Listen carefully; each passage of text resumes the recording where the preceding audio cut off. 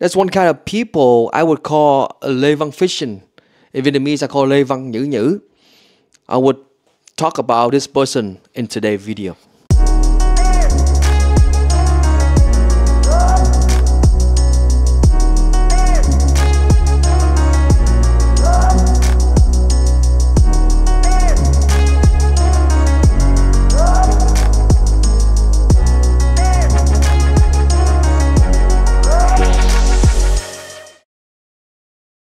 If you do any kind of business, it doesn't matter if it's a self-employed or you are a business owner, you probably need a lot of connection, a lot of capital, and the right people.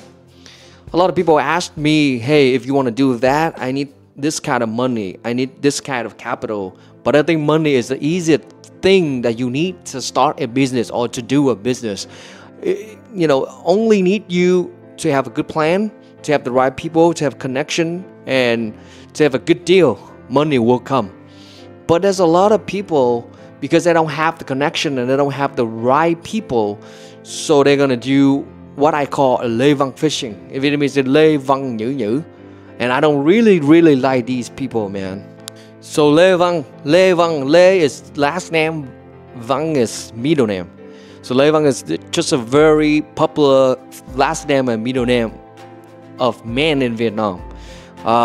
It's like a very, when you hear VN, it's just the word, it sounds so old, so outdated, so countryside. That's the way people think about that. Let's say Lê Vâng Trí, Lê Vâng Thắng, and so on.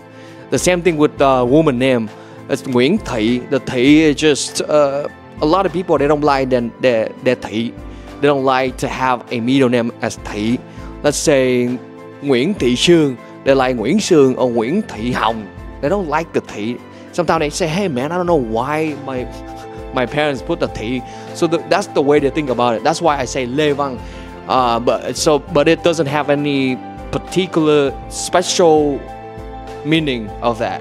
So LêVâng fishing, I call LêVâng NHем, meaning a person, they always try to promise you to give you a lot of business, a lot of big project, like do this for me, I still have another 5 houses, do this for me, I can put in $1 million for you.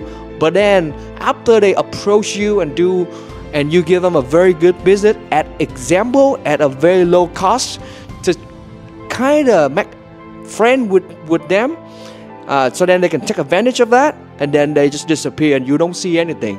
So they give you a imagine of having a big fish, gonna make a lot of money, but you end up don't make anything. You eat a bunch of bone and you lose all your connection. The only reason they approach you is for your resources. Sorry, it's a little messy in the background. This is a living room, but at night I don't want to sleep inside the master bedroom, so I put the what is it called? The air mattress? I don't know. It's portable air mattress. So basically you can bring it to your camping site or whatever, and then you just plug in the electric, and then it just pump the air in, and you can sleep on it right away like this. Yeah, so at night I want to sleep over here and watch TV. That's why you see the portable air mattress right here. But yeah, back to the topic. Wait, the subject is lost? Okay, let me fix it. Yeah, so back to the topic. I don't like that LêVâng NHем because the longer I get into these business, like real estate, construction, and investment, and flipping house, and wholesaling, I see there's a lot of people try to approach other people by their own benefit, by their own advantage, and they always come to you acting like they really like you, and we can be a win-win situation. But then the truth behind that is just they just want to get your resources. When I say resources, it's not your money. Resources is your skill set, the right people around you, the connection you have. So in this kind of business, I think connection is very important, and not too many people, they have connection, because in the last 3-4 years, a lot of people, they switch to real estate, they switch to construction, they switch to flipping, they flip to investment, they flip to wholesaling. They have no idea what real estate is. Well, their background usually like IT, usually like engineer, doctor, lawyer, whatever. They make a lot of money and they have extra money. They win a lot of stock. So they put the money in the real estate and they're trying to do new area to see if they can make it. But the thing is though, in Bay Area, it's too expensive. Let's say one house, it costs you average like $2 million. And then in order for you to buy it trash though, like a distressed property, and then you put money into it and then you flip it, it takes a very long time. It's a big project, it takes a long project, and then you don't have enough money to do 3, 4, 5, 6 projects at the same time. So the very important is the capital, and in order for you to get the capital, you have to know a lot of investor. Now people always say, like I myself say in the beginning of the video, saying that if you have a good deal, investor will come, but how do an investor know you? That's why a lot of people in this business, they have to approach a lot of people, different people that have a personal branding, that a lot of people know them. Even the investor, they want to look for a good general partner to partner with, because they have money, but they don't have a good skill set. They don't even know where to find a good general partner. So they also have to approach a person with good personal branding. So the person that have good personal branding stay in the middle, and the two sides trying to connect to each other. But what happens is the person with a personal branding will always feel like they are being taken advantage. Like they just like a bridge to connect, but they don't have any really advantage or benefit after all. So that's the same thing I experience myself a lot, and I see this, okay, the culture of the business in Vietnam is a little different than the culture of businessmen in the US. So in Vietnam, some of them though, the good one though, I'm saying the good one though, they willing to pay. They willing to pay, and this is, man, that's fine. Even though in America, I don't think people do that. It's wrong. But yeah, if you willing to pay, then I think it's right. So let's say you hire me as a contractor, and I fix your house for $500,000. You willing to pay me $500,000 without any complaint, without any dirty trick or anything, right? And then why doing your remodeling, you contact and talking to a lot of my subs, like the plumbing guy, the electrical guy, the framing guy, which fine. And then in the next project, you tell them to go work for you. I mean, it's not gonna happen to my company because those very loyal, they're gonna tell me. But if you do that, it's fine, because I mean, I can't stop that. They have the right to, they're not in-house employee, right? They're not in-house, they are sub. So I mean, they have the right to work for other investors too. But because they're loyal and they don't just want to take risks, they want to go follow you just 1 or 2 projects and then you fire them. So they will tell us what's going to happen. But that's fine though. Those investors is good. I'm okay with that because they know how to do it. But some investors to play dirty, man.